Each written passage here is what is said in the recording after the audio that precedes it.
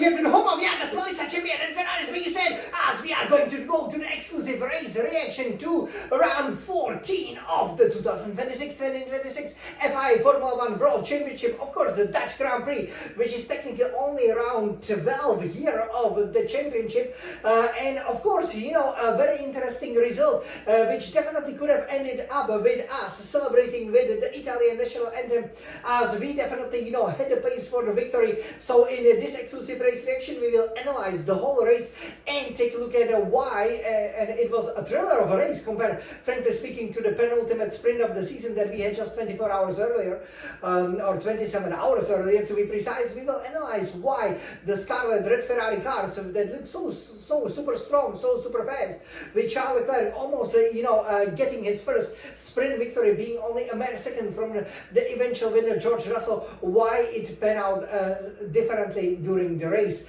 And then of course we will take a look at at the results, the drivers' standings and the constructor standings, and maybe what the repercussions we can take for the final 10 races of the season. If of course we don't know exactly how many races there will be, there could still be only 8. Very likely you're gonna get 11 actually, with the addition of the Malaysian Grand Prix, which of course will be run as the Bahrain Grand Prix in between the Azerbaijan, the Baku street circuit, and the Marina Bay street circuit, the Singaporean Grand Prix. We could get 9 races. We don't know what will happen at the end with the Middle East. Maybe we will finish the championship in Las Vegas. The way it looks like, the championship leader continues to impress, and of course, us supporting the Italian team, the fact that we could have an Italian champion for the first time since Alberto Ascari over here, who has won it in Ferrari colors. That's absolutely impressive over here. And again, he was probably Andrea Kimi Antonelli, aka the driver that impressed me personally the most, even though I think Hamilton is really pulling in a great charge here for the World Championship. So after the sprint, we obviously look good. We knew that McLaren's struggled, especially with the tire degradation, and that Mercedes was beatable, right? But then what happened in qualifying was that, of course, qualifying 1 and qualifying 2 went pretty well. We did a good job, but in qualifying 3, the first runs were not so good. So when it started raining, or when there was this threat of the rain, arriving with only 5 minutes of the session to go, everybody headed out, kind of in the middle of the Q3. You had a mammoth tussle between the British drivers, Russell and Norris, obviously, for the position, and eventually Norris getting that free air was critical, and also not making maybe the same mistake like we did, where we had, one more extra preparation lap. So normally you come out of the pits, right, and, you do the out lap, and then you go for it, right? The way I do it, as you can have seen, for example, for the qualifying for my round 14 of that concurrent championship that I'm running, obviously, which was the Hungarian Grand Prix, right? Last year, you can see that I always put in that bunker lap in, then recharge the battery, and then go again, because why? You have the best references over there, and the tires, will still be at a pretty good condition. And crucially here at Zandvoort, because the temperatures can drop below 20 degrees Celsius ambient temperature, they can be actually warm up, to quite a sufficient degree, so you can just, then go for it, even though you don't have the optimal, obviously, rubber, right? So, we did that extra preparation lap, which meant that the track, again, maybe wasn't at the best condition. As a result, we lost about a third of a second, and we have to line up, only 5th and 6th behind, obviously, the silver and the orange papaya cars, which was disappointing, with Norris getting pole position, and then obviously having Russell, Antonelli, Piastri in front of us, and then run up to Tarzan, the turn 1, famous turn 1 of the Zandvoort circuit, not really being long enough. That presented a challenge in itself, and obviously with Red Bulls behind, we were just hoping they were not gonna get into the mix. So overall, the qualifying, just like Lewis Hamilton, for example, said, and Charles Leclerc would, definitely second that opinion, it was very important that we qualify better, right? So if we managed to get on the front row, P1, of course, pole position would have been ideal, but even being on the second row, you can really attack. Let's say from P3, it's easy to get a P2, and then you can just, reel in, whoever the leader would be, overtake him, or, extend the stints, as we eventually did during the race,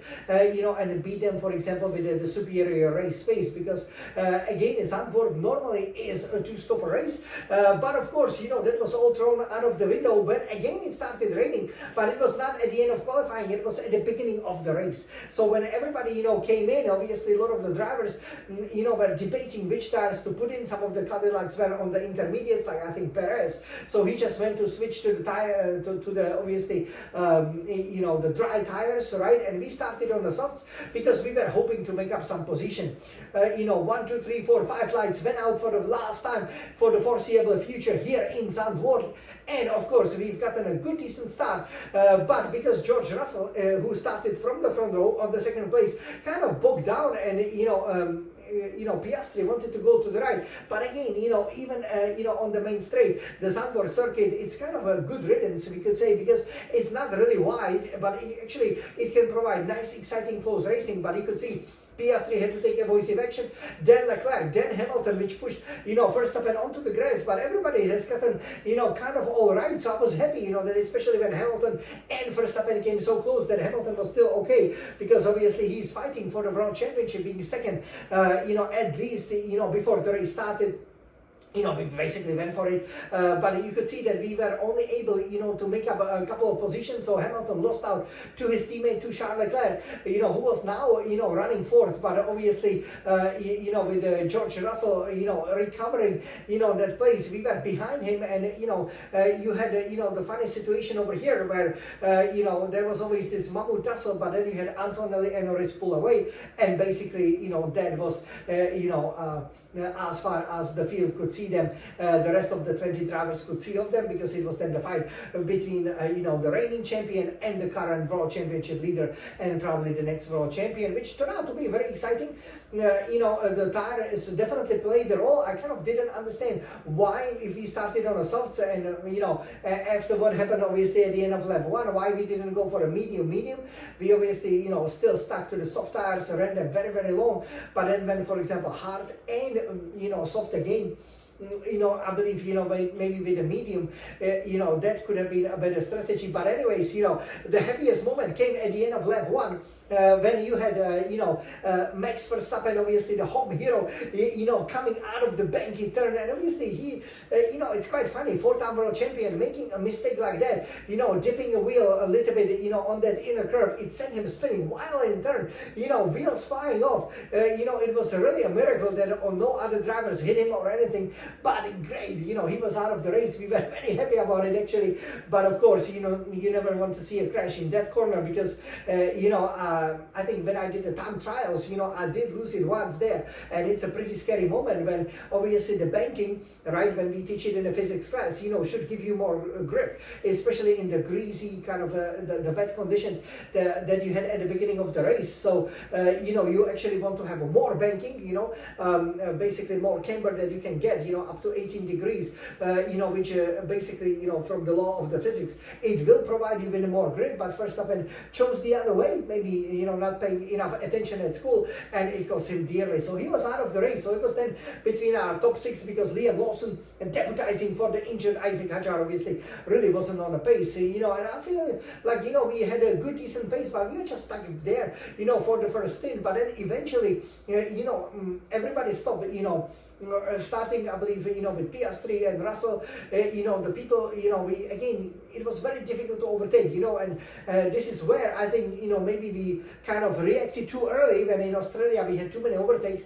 But then you come to the track like this one, or in Hungary, where it would be really good if that boost obviously was a bit more powerful, if, you would be able to overtake, because again, every Dutch Grand Prix was won from the pole position, and, when you are first, unless there is a big tire upset, or unless you have a damaged car, or unless obviously, the car has developed some mechanical problem, it is not so difficult to keep, the charging drivers behind through the roller coaster section of the Zandvoort. And then obviously, deploy all of the energy that you save down the main straight. And this was exactly the case, right? So eventually, we did a good job over there, extended the soft tires to well over 20 laps.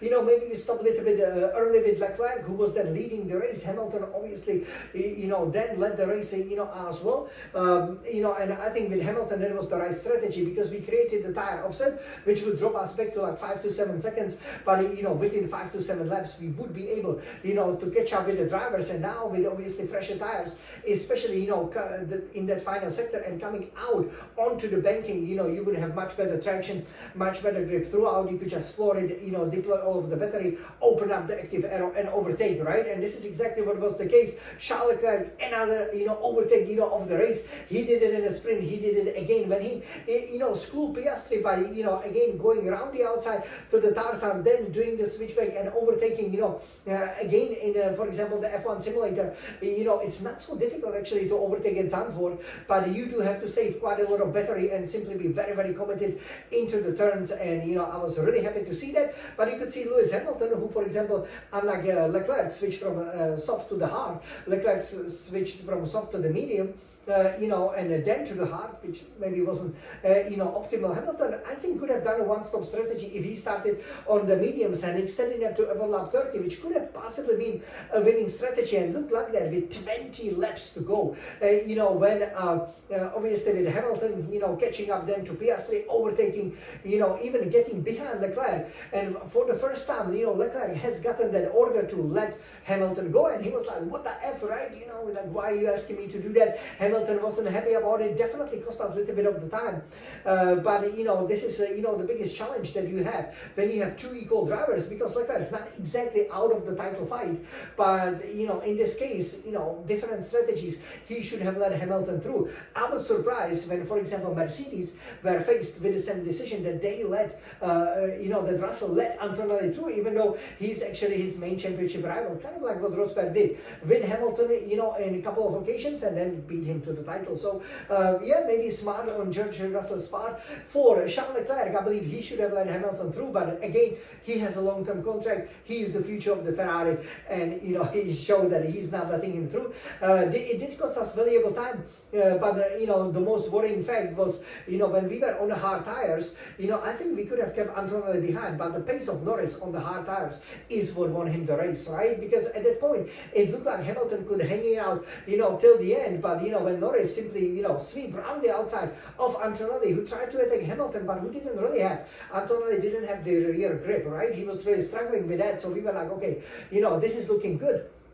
because Antonelli is struggling, so we can keep him behind. But for Norris, it was an easy overtake. He even overtook Hamilton, heading into that turn 11, which is very unconventional overtaking space, even though in a simulator I would sometimes do it, but it's difficult, to get it stuck and, get it stick. And when that happened, you pretty much knew that, Norris, is really, going to go for it. Hamilton then didn't really fight Antonelli. With the VSC, the virtual safety car, coming in, because obviously you had the Haas of Ocon, coming to the hold, I believe, on the exit of the turn 3. Of course, we went out, took the cheap pit stop, asked it Leclerc, asked it Piastri, but again, I was baffled that Hamilton has gotten a really scrapped, soft tire, like it was already like 7 or 8 laps old. I don't understand, again, why he didn't have, more of a fresher rubber, but of course, we know the tire allocation for the sprint weekends, there's one tire less, and that definitely cost us, because I believe if Hamilton had the freshest softs, or completely fresh softs, which is usually how I would run my race, or if he simply went to the medium, he would have a great opportunity, to go ahead and overtake, but he kind of wanted to avoid the medium. So as a result over there, him and Antonelli were catching Russell, but Norris, because he only put the hards 8 laps, I believe, before the virtual safety car, he pretty much, guaranteed the rubber stamp his second victory, always, on the edges of the summer break, by, keeping the lead. By simply, going very strong, while obviously Antonelli was catching up Russell being in his dirty air. Same for Hamilton as well, but then Antonelli was just released, and Russell did, frankly speaking, good job, defending Lewis Hamilton. One virtual safety car, at the start of lap 70 definitely helped him, because Hamilton kind of had him there. That meant that we had one less try. It was, I think, one of the drivers, stopped, there, on the road, but at that point, you pretty much knew, P3 damage limitation, go for it. But definitely, if we played the strategy, a little bit differently, we could have won the race over here. I do believe we had a pace for it. But when you're always stuck behind, in a traffic, it clearly doesn't work. So probably doing a medium hard with Hamilton, who had a bit of a better place than Leclerc, or Leclerc, if he tried the same, extend, that medium stint a little bit more, because again, you would get that benefit, of the undercut, right? Even though you would maybe lose the position, and you would simply have to fight very hard.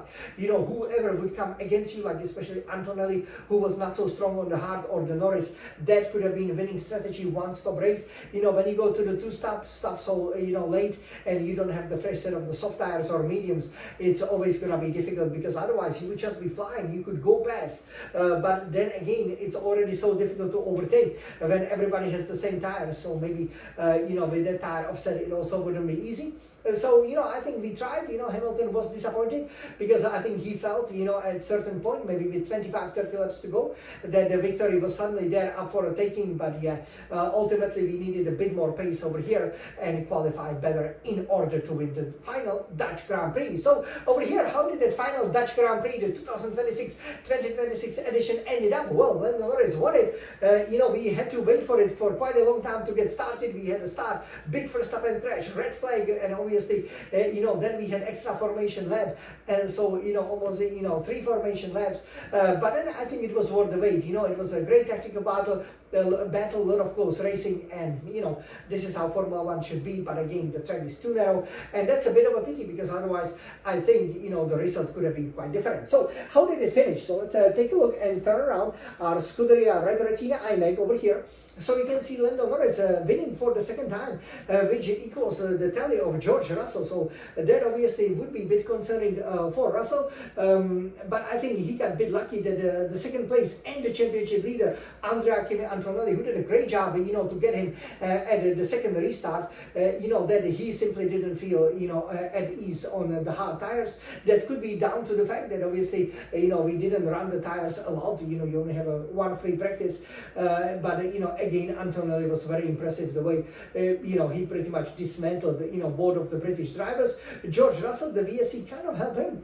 Because he would have been under pressure from Leclerc and definitely potentially Hamilton. And maybe Hamilton wouldn't have even stopped, if that virtual safety car didn't come in. Eventually, you can see that he finished right on his rear wing, on the final lap. Leclerc, tried to set it down, through that real roller coaster section, going to one of the, best, definitely the best corner on the track, the shipwreck, which is very, very fast, turn, taken in a 6th gear. Piastri pulled that move on Russell, which was very impressive, but obviously Leclerc couldn't move that on Hamilton or pull it off on Hamilton. Piastri, what happened to him? He finished 6th.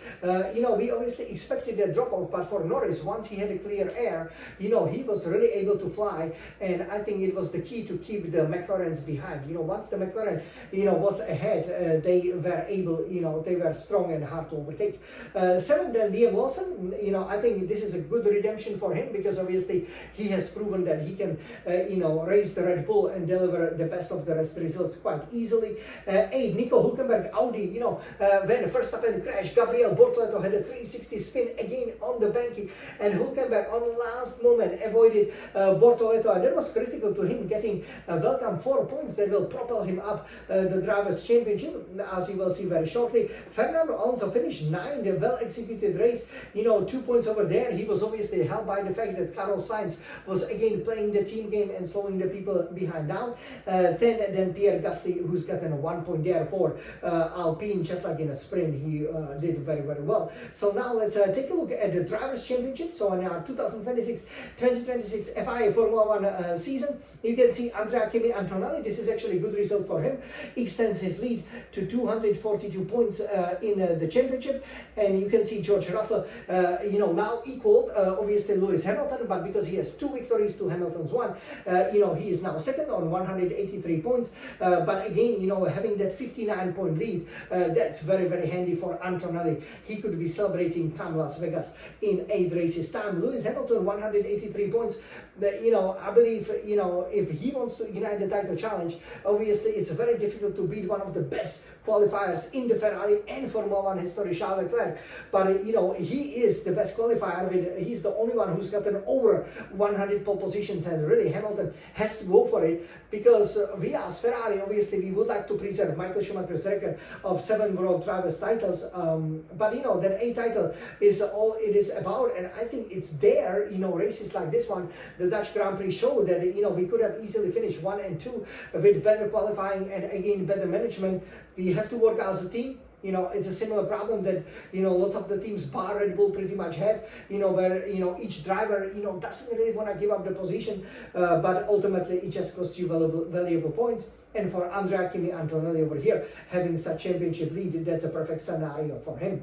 So now, who is fourth? Well, reigning world champion Lando Norris with 2 victories.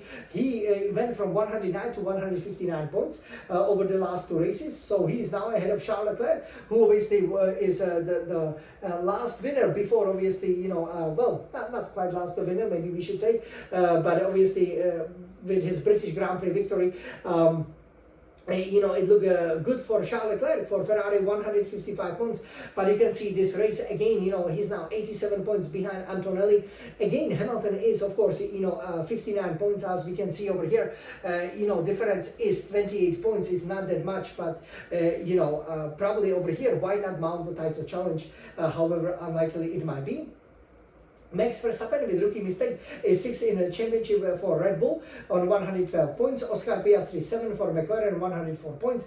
And you can see how easily beatable the McLaren is once they are running in the back of the field, which they will be at Monza. Our home race, we cannot wait. Then, of course, we have 8th over here, which is Isaac Hadjar for Red Bull on 68 points. Liam Lawson is 9th. He's classified as racing for Red Bull Racing, but obviously he will go back to Racing Bulls. He's on 49 points. 10 Pierre Gasly Alpine, 44 points. 11 Arvid Lindblad, Racing Bulls, 23 points. 12 Franco Colapinto Alpine, 19 points. 13 is Oliver Bannerman, has 18 points. 14 Gabriel Bortoleto Audi, 10 points. And 15 Nico Hülkenberg, who now, just like Alonso, started to picking up the points. The experience is showing. He's mastered the cars, and for Audi he's now on 6 points. Look at that. 15 and ahead of the Williams duo. 16 Carlos Sainz, Williams, 6 points. And of course Hülkenberg, because he finished 8th, whereas Sainz haven't, then that's why he is on the 15th place. 17 Alexander Albon, Williams, 5 points. Williams obviously had a getting together at the Tarzan because of a big lookup by Sainz, so even though they secured their drivers for the next season, they won't be happy about that. 18 Esteban Ocon has 3 points, who showed very well, this weekend, getting the better of Behrman. 19 Fernando Alonso, now Aston Martin, 3 points, so that's going to be very interesting. If Alonso is going to start picking up the points, where can they go? I was actually surprised that, the Aston Martin could finish in the top 10. So, after Monaco, well-deserved points for them. Then we have obviously 20th, which is Yuki Tsunoda, deputizing for Racing Bulls. He's gotten ahead because of his traditional P11 place, where he usually finished he's on 0 points. 21st Lance Stroll, Aston Martin, 0 points. 22nd Valtteri Bottas, Cadillac, 0 points. 23rd Sergio Perez, Cadillac, 0 points. So yeah, in the standings, obviously, this plays into Antonelli's hands. However, in the 2026 FIA Formula 1 Constructors Championship, this is not so great for us, even though Mercedes on 425 points, they haven't really pulled up a big gap, right? But still, for, the double podium, you do get 33 points, right? 2nd and 3rd place, whereas we've only gotten 22. So, we lost 11 points. So, as you can see over there, we are there on, I believe, 338 points. McLaren is 3rd on 263 points. Obviously, good showings by Norris Norris, but I believe, the title for the championship can still ignite between us and Mercedes. The critical, point will be how much the new engine upgrades will work in Monza. Can we win Monza? And then can we, carry that up with the three, what will effectively be kind of straight circuits, which could, favor maybe both, especially Charles Leclerc and Lewis Hamilton. The championship could look very different in Ford. And obviously, with the Malaysian Grand Prix being a big unknown in a month and a half, it could look very different. Red Bull Racing fourth on a solitary 186 points, fifth Racing Bull 66 points, sixth Alpine 63 points, seven Haas 21 points, eight Audi 16 points, working very well towards the target of finishing seventh, which I think now they definitely can, with Hülkenberg scoring reliably. Ninth, Williams 11 points, 10 Aston Martin 3 points, with Williams taking a drop back. Could Alonso hold them back? Well, it would be great if he had somebody to help him, especially when Lance Stroll kind of seems so impotent in terms of the point scoring, maybe even more. And 11 Cadillac 0 points. So over here, yeah, this is pretty much how the Constructors' Championship looks like. This is how the drivers' table looks like.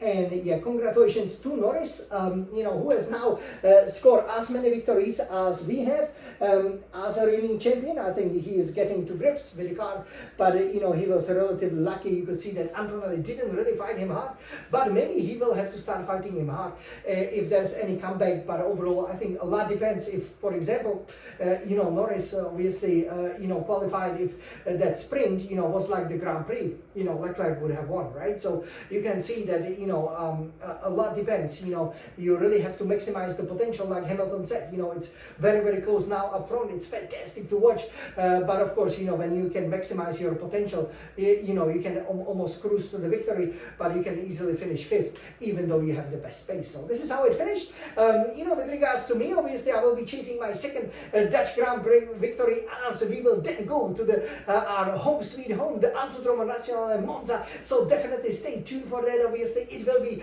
around the time we will be celebrating my biggest fans' happy Angel Amy's birthday. So I will definitely talk about that and my happy sisters, the only sister's wedding, which will take place pretty much a couple of days after the Monza race. So we probably will not even see that Monza race maybe in person or live, but we definitely hope that as Ferraris we can win at home. It will be so much fun, and this could be kind of like the last spark that could ignite the title challenge of the unlikely but ever so sweet victory in the Formula One, the best racing in the world. So I definitely cannot wait.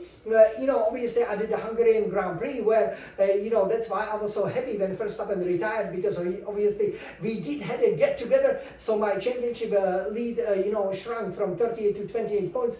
The DRS was so powerful. It was really difficult to keep Verstappen and others behind, and especially to develop that bit of a buffer of 1 second or more. So really disappointing that we crashed heading into that turn two. I believe kind of like done on purpose by Verstappen, cutting aggressively across when he had all of the right hand side all to himself, and that ultimately cost me great fight back again for the podium. But I'm quite disappointing and obviously quite upset, but we kind of took it because it was great to see that we still had that pace, and whoever was up front was clearly penalized by the two DRS zones, and a fantastic move on Lewis Hamilton. He didn't make it easy, but a true gentleman, and I was so happy that into that blind corner where Felipe Massa once upon a time had a nasty accident, that after which he was never the same driver for Scuderia Ferrari, that I at least made it. I thought I would be able to attack Norris and Verstappen, but obviously I pretty much sadly ran out of the tires. But at least we've gotten the fastest lap, and we equal Michael Schumacher's, as you could have seen, a record of 6. That's 6 pole positions at this very track, and this is all we are really chasing, to equal Michael's 5 titles for Scuderia Ferrari. So definitely stay tuned, as we have 2 more races where obviously the races won't be synchronized, but for the final third, as you can see on these beautiful calendars, especially the scarlet red Ferrari calendar, we will be racing just like the real drivers will be, and it will be a real fight for the championship. I cannot wait, and I cannot wait for us to win more races over here and to enjoy Formula 1 racing, because we love racing, we love Formula 1, we love Ferrari, Forza Ferrari!